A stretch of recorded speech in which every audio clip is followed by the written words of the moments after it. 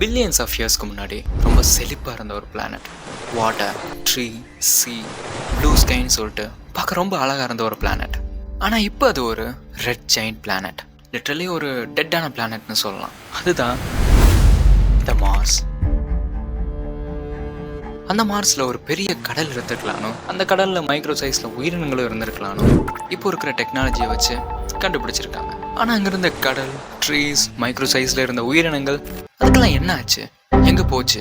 இதுக்கெல்லாம் அவங்க சொல்கிற ஒரு ரீசன் என்னென்னா, மார்ஸில் நடந்த ஒரு பெரிய கிளைமேட் சேஞ்சஸ்னாலையும் அதோட வல்கனிக் எரப்ஷன்ஸ்னாலையும் தான் அந்த கிரகம் இப்படி அழிஞ்சிருக்குன்ற மாதிரி சொல்கிறாங்க. ஆனால் இப்போ நம்மளோட எலான் மஸ்க் மாமா மார்ஸுக்கு உயிர் கொடுக்க முயற்சி பண்ணிட்டு இருக்காரு. லைக் மனிதர்கள் அங்கே அனுப்பி பேஸ் கட்டுறதுக்கு முயற்சி பண்ணிட்டு இருக்காரு. அப்படி மட்டும் பேஸ் கட்டிட்டா நம்மளால முழு மார்ஸ்க்கு உயிர் கொடுக்க முடியாது. பட் ஒரு குறிப்பிட்ட இடத்துல மனிதர்களை தங்க வச்சு அந்த இடத்துக்கு உயிர் கொடுக்க சான்ஸ் இருக்குன்னு சொல்லலாம். ஆனால் இந்த மாதிரியான டிசாஸ்டர் மார்ஸுக்கு மட்டும் நடக்கிறது கிடையாது. நம்ம ஏத்துக்குமே கிட்டத்தட்ட ஒரு 3 கோடி வருஷத்துக்கு ஒரு தடவை நிறைய வகையான உயிரினங்கள் அணியும், நிறைய உயிரினங்கள் புதுசாக எவால்வ் ஆகும். இதெல்லாம் சாதாரணமாக நடக்கிற ஒன்று தான்.